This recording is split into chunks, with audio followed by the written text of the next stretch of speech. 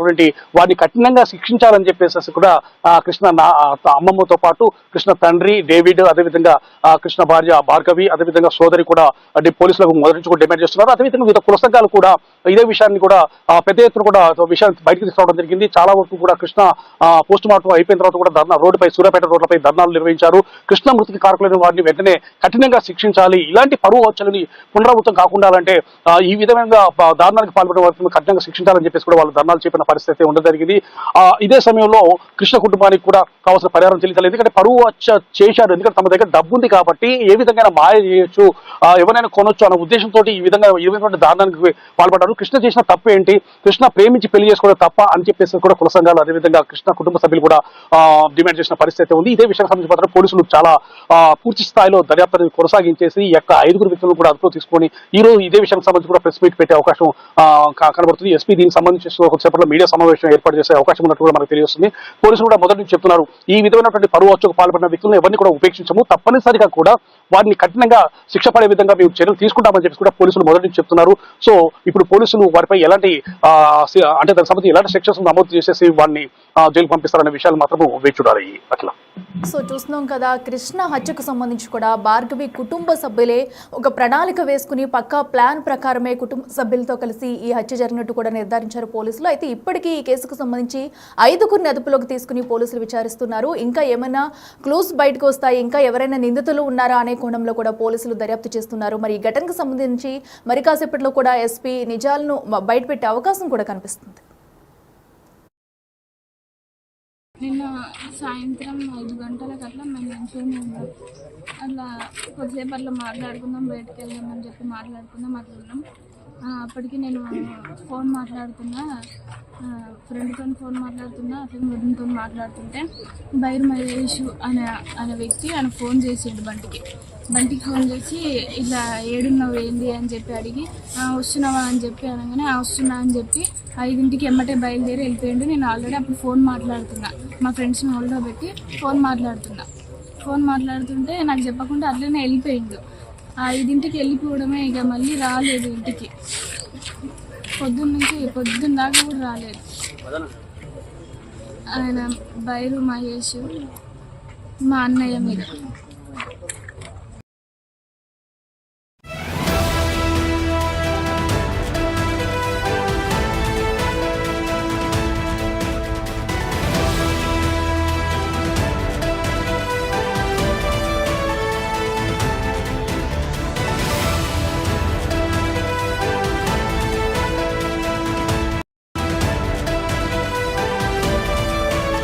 Welcome to big TV digital exclusive breaking news చూస్తున్నాము. నల్గొండ జిల్లాలో పరువు హత్య కేసు కలకలం సృష్టించింది. అయితే ఈ కేసులో భార్గవి భర్త కృష్ణ హత్య కేసులో కూడా విస్తుపోయే నిజాలు బయటకు వచ్చాయి.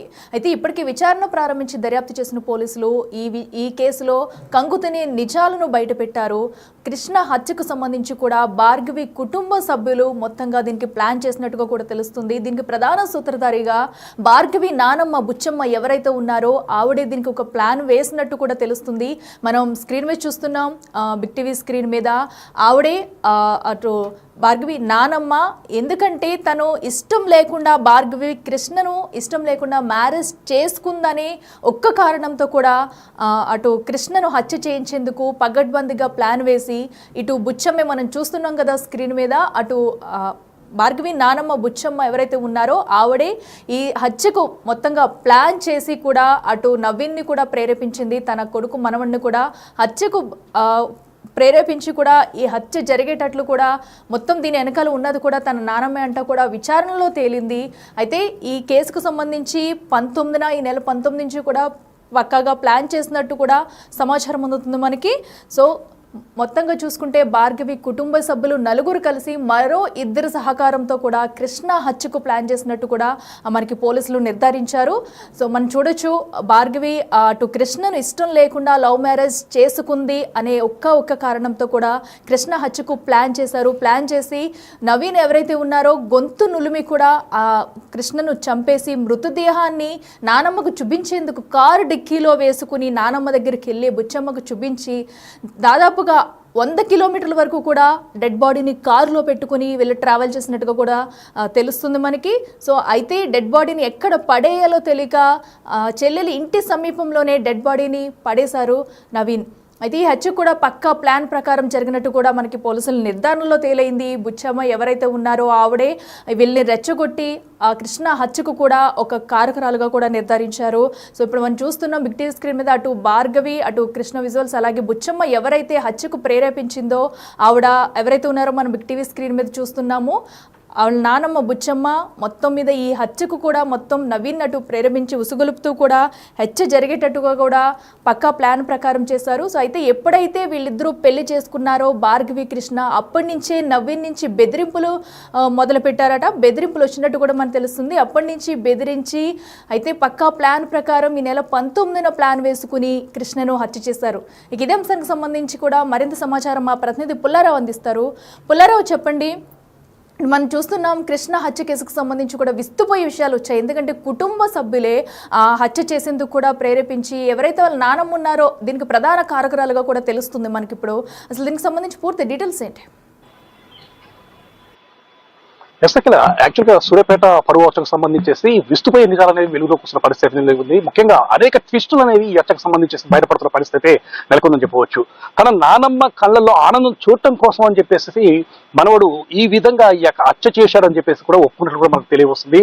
ముఖ్యంగా ఈ యొక్క కృష్ణకు సంబంధించి ఎవరైతే మృతుడు కృష్ణ ఉన్నాడో కృష్ణ మృతికి సంబంధించేసి విస్తుపోయే నిజాలు కూడా చాలా వరకు వెలుగులోకి వస్తున్నాయి. ముఖ్యంగా పోలీసులు కూడా ఇదే విషయానికి సంబంధించేసి పూర్తి స్థాయిలో దృష్టి కేంద్రీకరించినట్టు కూడా తెలుస్తుంది. కృష్ణ హత్యకు కారకులు వ్యక్తులు ముఖ్యంగా 5గురిని అంటే కృష్ణ హత్యకు సంబంధించిన వ్యక్తులు ఎవరుతున్నారో 5గురిని కూడా అదుపులోకి తీసుకున్నట్లు కూడా మనకు తెలియవస్తుంది.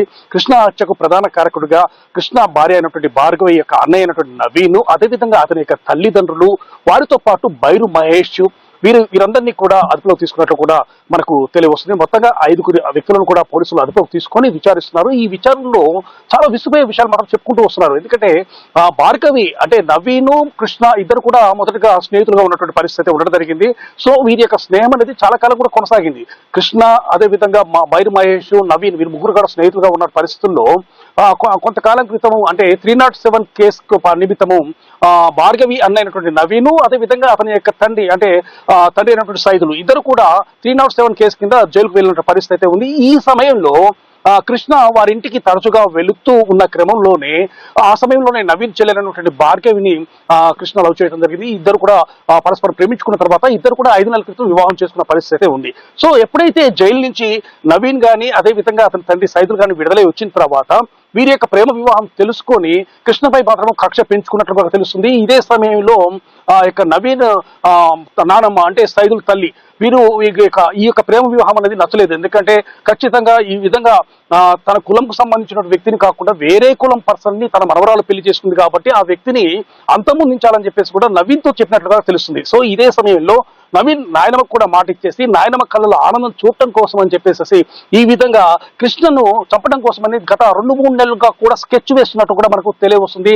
దానిలో భాగంగానే ఇంటి వద్ద ఉన్నటువంటి కృష్ణను తన యొక్క స్నేహితుడు అంటే ఇద్దరికి స్నేహితుడుగా ఉన్నటువంటి బైరు మహేష్ ద్వారా బయటికి రప్పించేసి హత్య చేయాలని చెప్పి దానికి పకడ్బందీగా ఒక ప్రణాళికను రూపొందించుకొని ఆ యొక్క బైరు మహేష్ ద్వారా ఫోన్ చేసేసి కృష్ణను బయటికి రప్పించుకోవడం జరిగింది.